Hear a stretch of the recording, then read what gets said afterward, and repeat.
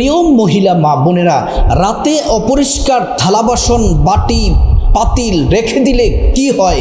খাওয়া দাওয়া শেষ করে সেগুলোকে যদি পরিষ্কার পরিচ্ছন্ন না করে ময়লা অবস্থায় যদি রেখে দেন, তারপর দিন সকালবেলা ধৌত করলে কি হয়?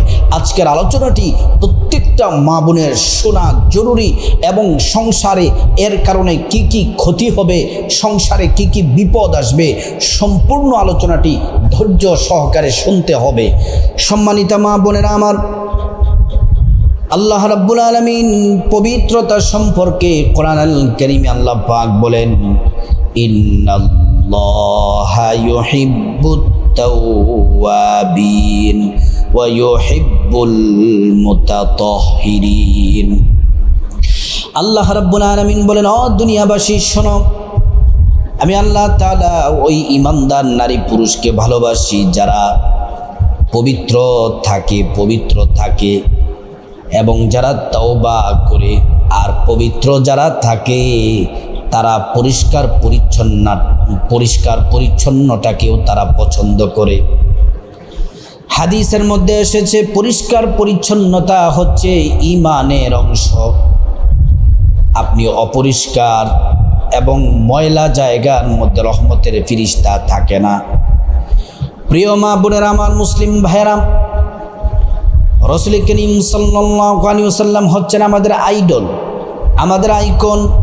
আর আল্লাহর রাসূল সাল্লাল্লাহু আলাইহি ওয়াসাল্লাম এই অপরিষ্কার থালা বাসন রাতের বেলা রেখে যে মা বোনেরা রেখে দেন তাদের কি কি ক্ষতি হবে, আল্লাহর রাসূল কি বলেছেন সুন্দর করে সহজ করে আপনাদেরকে বলে দিব। তার আগে আমরা কোরআন এবং সুন্নাহ থেকে কিছু কথা আমরা শুনে নিই।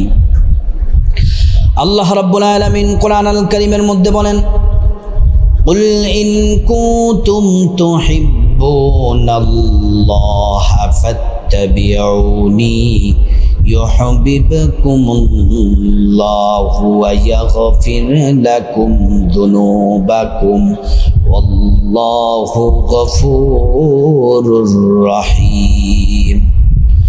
আল্লাহ রাব্বুল আলামিন বলেন, দুনিয়াবাসী শোনো শোনো, যদি তোমরা আমি আল্লাহকে ভালোবাসতে চাও তাহলে আমার রসুলকে ফাত্তাবিউনি অনুসরণ করো। রসুলকে অনুসরণ করলে আল্লাহর ভালোবাসা হয়ে যায়। রাসূল করিম সাল্লাল্লাহু আলাইহি ওয়াসাল্লামকে অনুসরণ করলে আল্লাহর ভালোবাসা হয়ে যায়। আল্লাহু আকবার। আল্লাহর হাবিব সাল্লাল্লাহু আলাইহি ওয়াসাল্লাম হাদিসের মধ্যে বলেছেন, মান আহাব্বা সুন্নতি ফাকাদ আহাব্বানি ওয়া মান আহাব্বানি কানা মাই ফিল জান্নাহ। রাসূল করিম সাল্লাল্লাহু আলাইহি ওয়াসাল্লাম বললেন, আমার উম্মত শোনো, আমার সুন্নাতকে তোমরা আঁকড়িয়ে ধরো, আমার সুন্নাতকে তোমরা মজবুত সহকারে ধরো।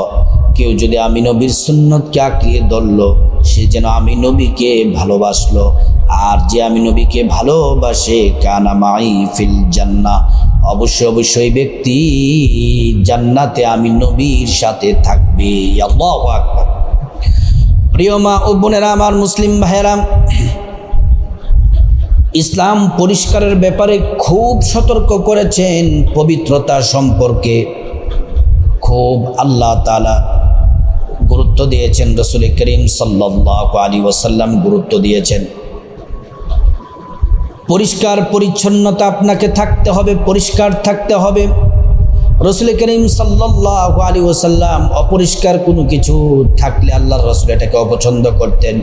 নবীজির বিছানা, নবীজির ঘর সব সময় পরিষ্কার পরিচ্ছন্ন থাকতো।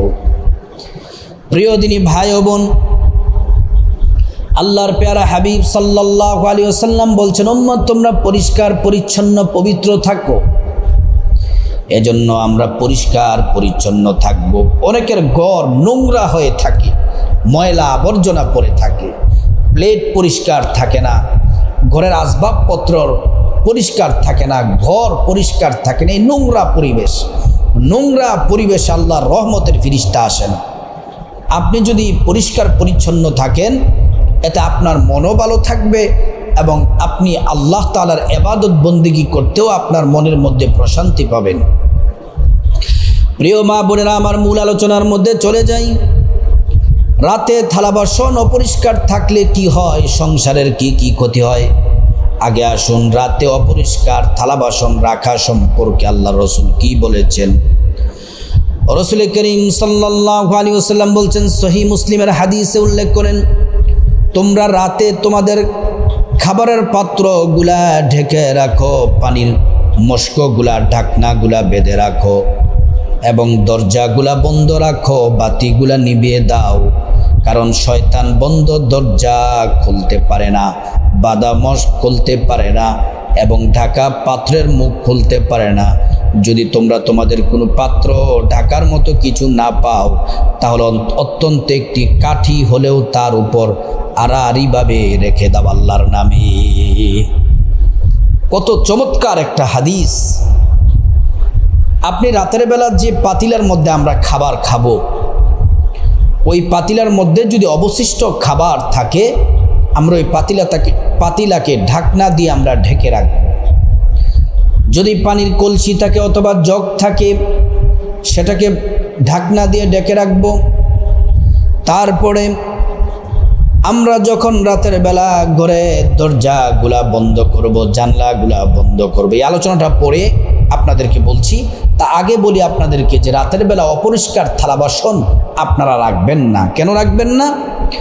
এক নাম্বার, রাতের বেলা যদি আমার মা বোনেরা খাবার খাওয়া শেষ করার পরে তারা যদি অপরিষ্কার থালা বাসন যদি রেখে দেয়, অপরিষ্কার পাত্রে শয়তান ভর করে, শয়তান পছন্দ করে। এজন্য আপনার খাবার পানীয় পাত্র ঢেকে রাখবেন আর এগুলাকে ধুয়ে পরিষ্কার করে নেবেন। যদি পরিষ্কার না করেন, ওই প্লেট ওই পাতিল এর মধ্যে শয়তানের আসর পড়বে আর এগুলোর মধ্যে খাবার খেলে আপনার ক্ষতি হবে, আপনার সন্তানের ক্ষতি হবে, আপনার পরিবারের ক্ষতি হবে, আল্লাহ তাআলা নারাজ থাকবেন। এটা হলো এক নাম্বার ক্ষতি। রাতের বেলা যদি তোমরা আমার মা বোনেরা যদি থালা বাসন অপরিষ্কার অবস্থায় যদি রেখে দেন, যদি সাথে সাথে পরিষ্কার যদি না করেন, দুই নাম্বার যে ক্ষতি, রোগ জীবাণু আপনাকে আক্রমণ করবে। রাসূল করিম সাল্লাল্লাহু আলাইহি ওয়াসাল্লাম এর এই নির্দেশনা শুধুমাত্র আধ্যাত্মিক নয়, বৈজ্ঞানিকভাবে উপকারী। খোলা পাত্রে রাতের বেলা বিভিন্ন ক্ষতিকর পোকামাকড় রোগ জীবাণু পড়তে পারে। যে আপনি যে অপরিষ্কার থালা বাসন রেখে দিলেন, এটার মধ্যে খাবার খান, পোকামাকড় বসতে পারে, বিভিন্ন কীট বসতে পারে, যেগুলো আপনার অসুস্থতার কারণ হবে। এমন কিছু বিষাক্ত কীট আছে যেগুলো আপনার প্লেটের মধ্যে অপরিষ্কার থালা বাসনের মধ্যে বসলে, আর আপনি যদি সেগুলো দিয়ে খাবার খান, আপনি ধোয়ার পরেও সেগুলোর মধ্যে জীবাণু লেগে থাকবে। সেজন্য খাওয়া দাওয়া শেষ করে সাথে সাথে পাতিল, প্লেট, গ্লাস, জগ এগুলো কষ্ট করে ধুয়ে নেবেন। তিন নম্বর, আপনি পরিষ্কার পরিচ্ছন্ন যে রাতের বেলা করবেন, এটা রাসূল করিম সাল্লাল্লাহু আলাইহি ওয়াসাল্লামের সুন্নাহ। আল্লাহর নবী যে পাত্রে খাবার খেতেন, ওই খাবার সাথে সাথে ওই খাবার শেষ করার সাথে সাথে পাত্রগুলা ধুয়ে নিতেন। প্রিয় মা বোনেরা, আমার মুসলিম ভাইয়েরা, যদি আপনি রাতের বেলা যদি থালা বাসন ধুয়ে নেন, সাথে সাথে খাবার খাওয়ার শেষে পরিষ্কার করে নেন, কী লাভ হবে? বরকত হবে। রাসূল করিম সাল্লাল্লাহু আলাইহি ওয়াসাল্লাম বলছেন, যদি তোমরা রাতের বেলা যদি তোমরা প্লেট, পাতিল এগুলা যদি পরিষ্কার পরিচ্ছন্ন করো, আর যদি তোমরা যে পাত্রের মধ্যে খাবার আছে ওই পাত্রগুলা যদি তোমরা ঢেকে রাখো, তাহলে তোমাদের সংসারে বরকত হবে। আর তোমাদের সংসারের মধ্যে বরকত হবে যদি তোমরা রাতের বেলা পরিষ্কার করে ফেলো। পাতিল, প্লেট পরিষ্কার করলে বরকত হবে, আর অপরিষ্কার থাকলে বরকত হবে না। প্রিয় দিনী ভাই ও বোন, তাহলে এর থেকে বোঝা গেল রাতের বেলা অপরিষ্কার থালা বাসন রাখবেন না, সাথে সাথে ধুয়ে নেবেন। ধুইলে সংসারে বরকত হবে, হায়াতে বরকত হবে, টাকা পয়সায় বরকত হবে, ধন দৌলতে বরকত হবে। প্রিয় মা বোনেরা, আমার মুসলিম ভাইয়েরা, এর সাথে আরেকটি শিক্ষা হলো, রাতের বেলা আপনার ঘরের মধ্যে যত খাবারের যত পাত্র আছে, ভাতের পাতিল, তরকারির পাতিল, এগুলার মধ্যে যদি খাবার থাকে এগুলাকে ঢেকে রাখবেন। আর ঢাকার সময় পড়বেন বিসমিল্লাহির রহমানির রহিম। প্রিয় মা বোনেরা, আমার মুসলিম ভাইয়েরা, তারপরে রাতের বেলা যখন আপনি ঘরের দরজা জানলা যখন বন্ধ করবেন, আল্লাহর নামে বন্ধ করবেন। করবেন, বিসমিল্লাহির রহমানির রহিম বলে ঘরের দরজা জানলাগুলা বন্ধ করবেন। তাহলে শয়তান জিন আপনার ঘরের মধ্যে থাকবে না, ভয়ে পালিয়ে যাবে। আল্লাহ আপনার ঘরটাকে নিরাপত্তার চাদরে কুদরতিভাবে আবৃত করে রাখবেন। প্রিয় দিনী ভাই বোন, আরেকটি আমল হলো রাতের বেলা আপনি যে বিছানার মধ্যে ঘুমান সেই বিছানাটা বিসমিল্লাহির রহমানির রহিম বলে 3 বার ঝাড়ু দিবেন। 3 বার বিছানাটা ঝাড়ু দিয়ে ওই বিছানার মধ্যে ঘুমাবেন। তারপর রাতের বেলা যখন ঘুমাবেন সুন্দর করে অজু করে ঘুমাবেন। অজু করে ঘুমালে, যদি সুন্দর করে অজু করে যদি ঘুমান, আল্লাহর পক্ষ থেকে পুরস্কার আছে। 1 নম্বর পুরস্কার, অজুর পানির সাথে আপনার গুনাহগুলো সব ঝরে ঝরে পড়ে যাবে। 2 নম্বর হলো হাসরের ময়দানে আল্লাহ তাআলা অজুর অঙ্গ প্রত্যঙ্গগুলোর মধ্যে নূর দিয়ে দিবেন, নূরে চমকাতে থাকবে। পেয়ারা নবীজি সাল্লাল্লাহু আলাইহি ওয়াসাল্লাম আমাদেরকে দেখেই চিনে ফেলবেন, আল্লাহর কাছে নিয়ে যাবেন, সুপারিশ করে আল্লাহর জান্নাতে পৌঁছে দিবেন। প্রিয় মা বোনেরা আমার, মুসলিম ভাইরা, রাতের বেলা অজু শেষ করার পরে বিছানার মধ্যে যখন ঘুমাবেন 21 বার পড়বেন বিসমিল্লাহির রহমানির রহিম, বিসমিল্লাহির রহমানির রহিম। এই বিসমিল্লাহর আমল 21 বার পড়বেন। 21 বার পড়লে কি হবে? 3টি পুরস্কার আল্লাহ পাক দিবেন। 1 নাম্বার, রাতের বেলা কোনো খারাপ স্বপ্ন দেখবেন না। 2 নাম্বার হলো রাতের বেলা আল্লাহ তাআলা আপনার ঘর বাড়ি দালান কোঠা ব্যবসা বাণিজ্য সবগুলা কুদরতিভাবে হেফাজত করবেন। 3 নাম্বার পুরস্কার হলো নবীজিকে রাতের বেলা স্বপ্নের মধ্যে নবীজিকে দেখতে পাবেন। সুবহানাল্লাহ। প্রিয় ভাই ও বোন, এজন্য আমার মা বোনদেরকে বলছি, রাতের বেলা অপরিষ্কার থালা বাসন রাখবেন না, কঠিন বিপদ হবে।